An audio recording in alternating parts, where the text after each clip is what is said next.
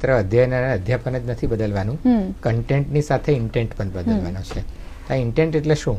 તો બાળકોનું અત્યારે જે મૂલ્યાંકન કરીએ છીએ આપણે જાણીએ છીએ કે બહુ જ લોડેડ છે. બાળકને પરીક્ષા આવે અને વારંવાર પરીક્ષાઓ આવે એને કારણે એક માનસિક તાણ અનુભવે છે બાળકો, અને એને કારણે આત્મહત્યા અને અનેક બનાવો આપણે જોઈએ છીએ. બોર્ડની પરીક્ષાઓ પણ વધારે લોડવાળી છે. એને સરળ બનાવવા માટે સરકાર ખૂબ પ્રયાસો કરી રહી છે. પણ રાષ્ટ્રીય શિક્ષણ નીતિમાં આ બહુ સરસ શબ્દ વાપરવામાં આવ્યો, 360 ડિગ્રી ઇવેલ્યુશન, એટલે સર્વાંગી પ્રકારનું મૂલ્યાંકન. અત્યારે આપણે માત્ર 3 કલાકની લેખિત કસોટી દ્વારા જ બાળકની શક્તિઓને માપીએ છીએ, પણ માત્ર લેખિત કસોટી દ્વારા માપવી એ ઉચિત નથી એવું દુનિયાના બધા જ દેશો કહે છે. એ લેખિત કસોટી એકમાત્ર વૈજ્ઞાનિક અને તાર્કિક છે એવું ન કહી શકાય. એટલા માટે બીજા ઇન્સ્ટ્રુમેન્ટ પણ એમાં ઇવેલ્યુએશનમાં વાપરવા જોઈએ. જેમ કે પ્રાયોગિક કસોટી, પ્રયોગો દ્વારા એનું મૂલ્યાંકન થવું જોઈએ, એને ક્રિયાત્મક કસોટીઓ દ્વારા એનું મૂલ્યાંકન થવું જોઈએ. આવા અલગ અલગ પદ્ધતિઓથી એનું મૂલ્યાંકન થવું જોઈએ. પહેલા તો એ વાત છે.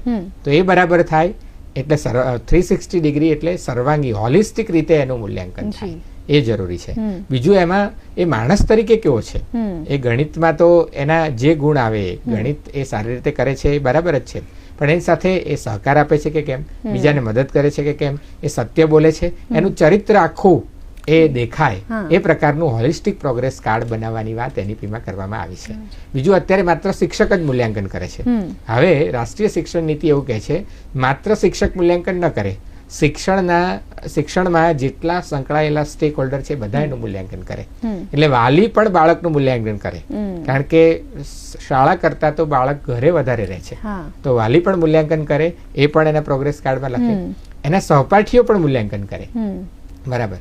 અને બહુ મહત્વની વાત, બાળક પોતે પોતાનું મૂલ્યાંકન કરે કે હું આ વિષયમાં કેવો છું, મને શું ગમે છે, મારા રસ રુચિ કેવા છે. તો એને આત્મનિરીક્ષણ કરવાની આદત પડશે. અને ગીતામાં ભગવાને આ જ કહ્યું છે કે આત્મનિરીક્ષણ કરવાનું અર્જુનને. તો આપણે આવા અર્જુન બનાવવા છે 360 ડિગ્રી ઇવેલ્યુશન દ્વારા, કે જે આત્મનિરીક્ષણ કરે, પોતે પોતાને ઓળખે.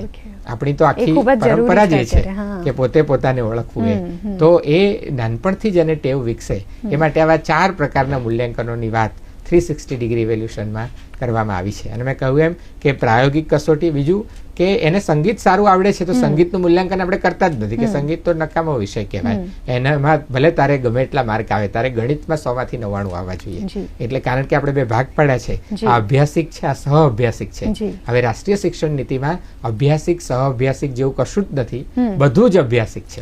એટલે બધું જ કરિક્યુલર છે. આ 360 ડિગ્રી ઇવેલ્યુશનની બહુ મોટી તક આપણા બાળકો માટેની છે